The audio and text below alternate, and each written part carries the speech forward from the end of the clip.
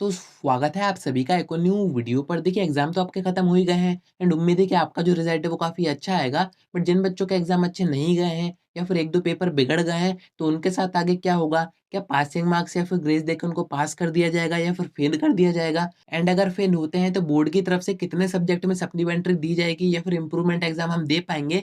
वही अपन आज की वीडियो में डिस्कस करेंगे। आपने अभी तक सब्सक्राइब नहीं किया है तो ज़रूर से कर दीजिए, नोटिफिकेशन आइकन ऑन कर दीजिए। बाकी आपके मन में कोई डाउट आता है आप कमेंट कर सकते हैं, मैं उसके ऊपर वीडियो कवर करने की कोशिश करूँगा। अब देखिए अगर आप एमपी बोर्ड से पढ़ाई कर रहे हैं, खासकर 10th में है, तो यहाँ पर एक स्कीम होती है जिसका नाम है बेस्ट ऑफ 5।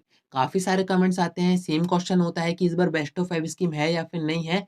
तो मैं आपको यहाँ पर बता दूँ, बेस्ट ऑफ 5 स्कीम इस बार आपकी एक्टिव रहेगी और बेस्ट ऑफ 5 का फ़ायदा आपको पता ही है। 10th में होते हैं आपके 6 मेन सब्जेक्ट, उसमें से अगर आप 5 मेन सब्जेक्ट में पास हो जाते हो और छठे मेन सब्जेक्ट में आप फेल हो जाते हो किसी कारण से, तो यहाँ पर आपकी जो मार्कशीट आएगी, जो आपका रिज़ल्ट आएगा वो पास का ही आएगा। यहाँ पर आपको कोई दोबारा से एग्ज़ाम नहीं देने हैं, ना ही आपको सप्लीमेंट्री एग्ज़ाम देने हैं। बट अगर आप 2 सब्जेक्ट में फेल हो जाते हो, तो बेस्ट ऑफ 5 के अंडर में 1 सब्जेक्ट में तो आप पास हो जाओगे, उसका एग्ज़ाम आपको नहीं देना पड़ेगा। बट एक और जो सब्जेक्ट आपका बच रहा है, उसका आपको सप्लीमेंट्री एग्ज़ाम देना पड़ेगा। वो चॉइस आपके पास रहती है कि दोनों सब्जेक्ट में से किसको आपको बेस्ट ऑफ 5 के अंडर में रखना है और किसका एग्ज़ाम आपको देना है। आप चाहें तो दोनों के एग्ज़ाम भी दे सकते हैं। तो यहाँ पर आप समझ गए होंगे, अगर आप 10th में हैं, 6 मेन सब्जेक्ट हैं, तो उसमें से किसी 2 में ही आपकी सप्लीमेंट्री आ सकती है। अगर तीसरे में अगर आप फेल हो रहे हो, यानी कि पासिंग मार्क्स से कम आ रहे हैं, तो आपको परमानेंट फेल कर दिया जाएगा, फिर आपको रुक जाना, नई योजना एग्ज़ाम देने पड़ेंगे।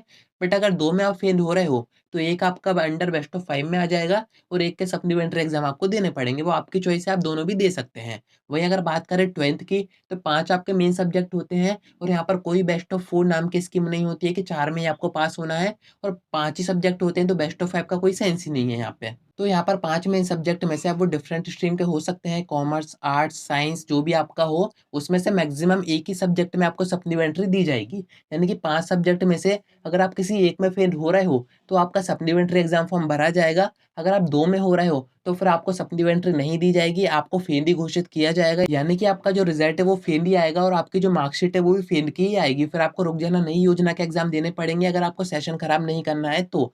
और आप चाहें तो रिपीट भी कर सकते हैं। रुक जाना, नई योजना के एग्ज़ाम दिसंबर के आस-पास में होते हैं और सप्लीमेंट्री के एग्ज़ाम आपके जून के बाद में होंगे। तो आज के वीडियो में इतना ही। कोई डाउट आता है कमेंट कर सकते हैं या फिर आप मुझसे इंस्टा पर डीएम करके बात कर सकते हैं।